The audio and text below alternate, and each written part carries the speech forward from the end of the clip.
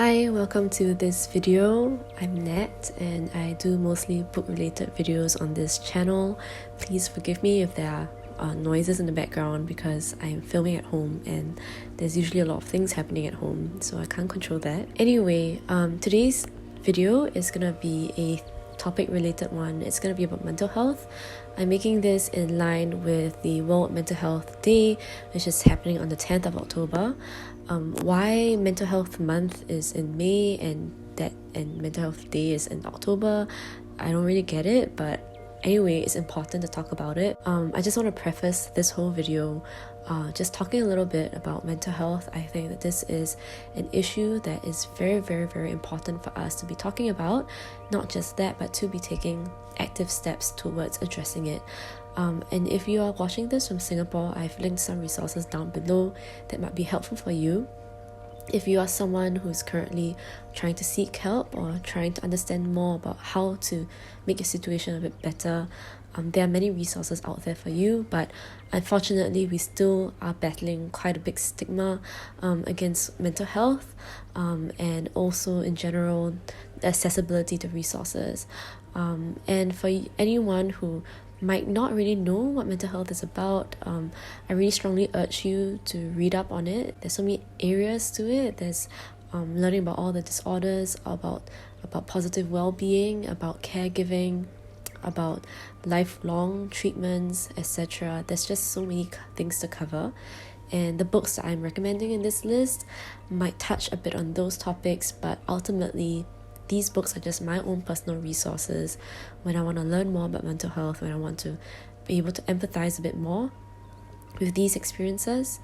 And I think that, books are one of the few spaces, like really safe spaces for a lot of us, and that when you read a book, it is a kind and it is a forgiving space.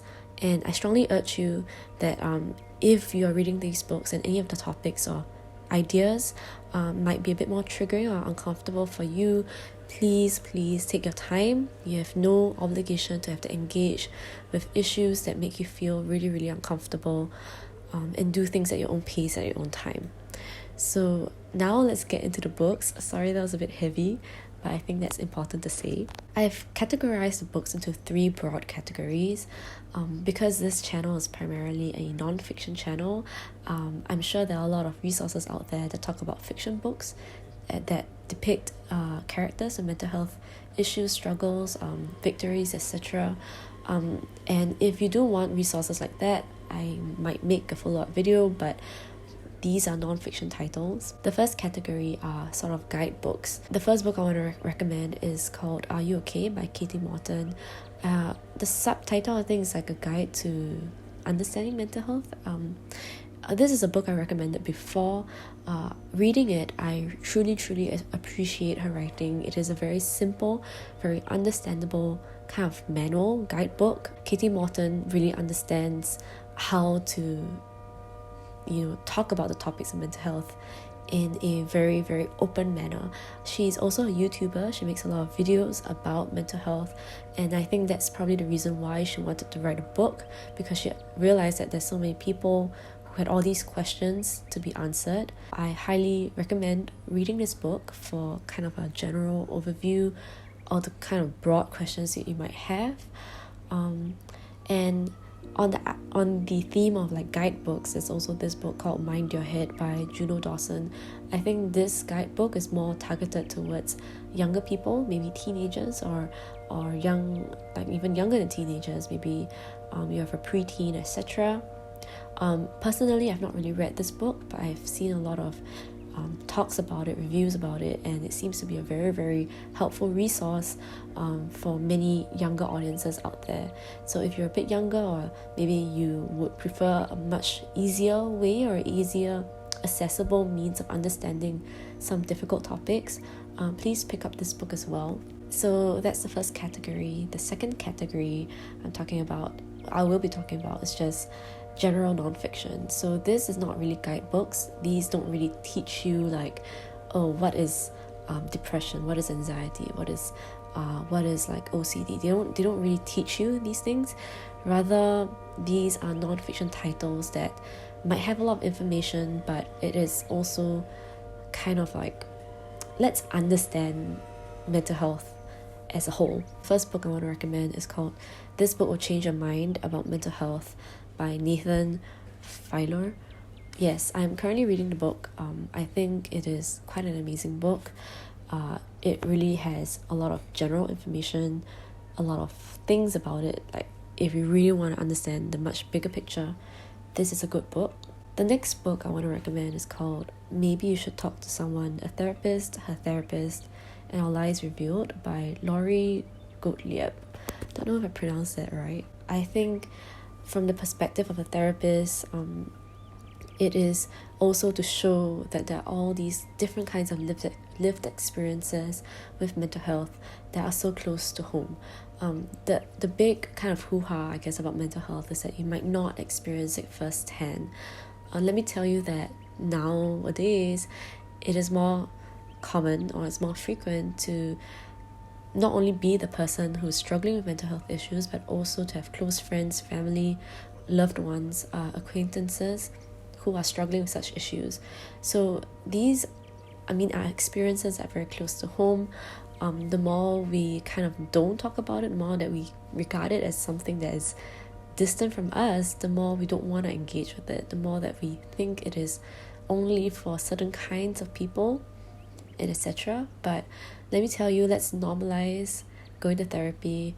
Of course, not romanticize it, but normalize being able to ask for help when we are struggling, and so forth. I think in between the non-fiction category and the next category, which is about stories, a bit more like memoirs or autobiographies, in between that is this book called Noonday Demon by Andrew Solomon. This book, I cannot stop thinking about it. I picked it up. I did talk about it in a previous video, one of the first few videos I posted, but I cannot really describe this book. It is in between an in-depth look into depression, but also full of so many really intense and intense experiences with depression. So I would put a bit of a disclaimer, a bit of a trigger warning, I guess. It is full of pretty difficult topics, difficult imagery, really things that are there, but within it there is some kind of glimmer of hope, which is the thing that I hold on to.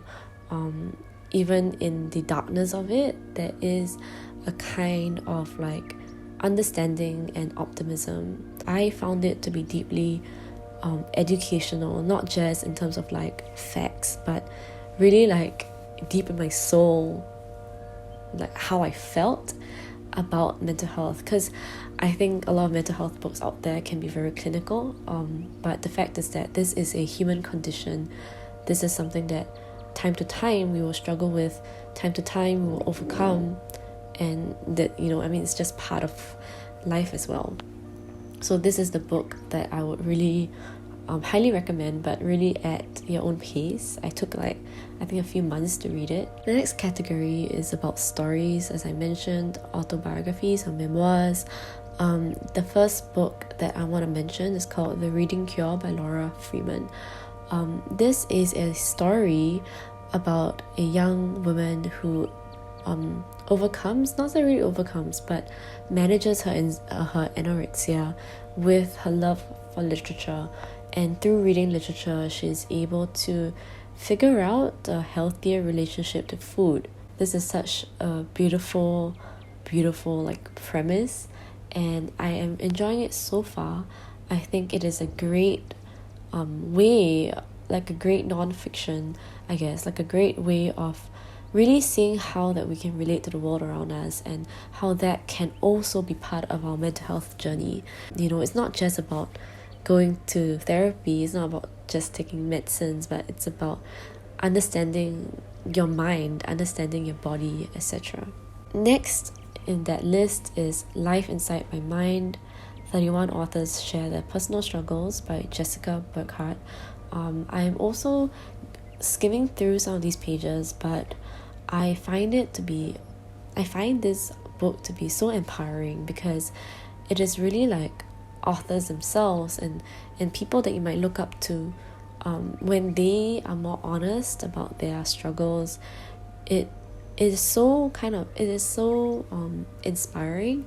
But I don't want to romanticize this. I really want to emphasize that I don't think there's any point in romanticizing someone's like mental health victories, because the reality is we are always grappling with it and we are always trying to manage it better. It is not something that just ups and goes away forever. I think the power in sharing stories about these experiences are so important in raising awareness. I think for you, if you're a bit afraid of talking about the very clinical, very like scientific aspects of mental health, you might be able to resonate a bit more with the lived experiences of these people. Okay, so that is about it for me for this particular list. Just to emphasize once again, this list is not representative of all mental health issues. This is merely like my own personal journey through understanding mental health through books. There are so many other mental health issues that I have not covered, etc., like some conditions that I would want to read more about, but they're not being represented in the books here. There are also many other stories that are out there that I have not read. There's also many other resources that I will also be learning along the way. So the fact is that this is a journey, and I hope that these books might be helpful in your own journey, helpful to kind of maybe even kickstart your interest and your kind of like pursuit of understanding mental health in your own way. I know that this topic can be a bit difficult to talk about. Coming from a Singaporean context, there's still a lot of lack of awareness of what mental health might consist of, because it's not just positive well-being, but it's also about being aware and learning and understanding the different conditions, different kinds of treatments that we can get. It's really about building an environment that is safe, an environment that allows people to build up and to strengthen their mental and emotional resilience. So these are all aspects of mental health. Check out the resources down below. Let me know if there's anything I missed out in terms of what I can then provide. And since that 10th October, it is World Mental Health Day, I hope that you also take the chance to talk to those around you. If you have certain kinds of preconceptions or misunderstandings or lack of clarity of anything, do take this opportunity to go and learn more, talk to people around you, and just learn, just be open and understanding. Personally, for me, I think this is a very, very close to my heart kind of topic. It's something that I've always been kind of grappling with ever since I was young. But I am glad that I have books to help me along the way, and I hope that these books will also help you in any way that they can. I hope that you're having a good day. I hope that you're having a good night, or if not, have a good night's rest, and I hope that tomorrow will be a much better day for you. So yes, thanks for watching, and I'll see you in the next video.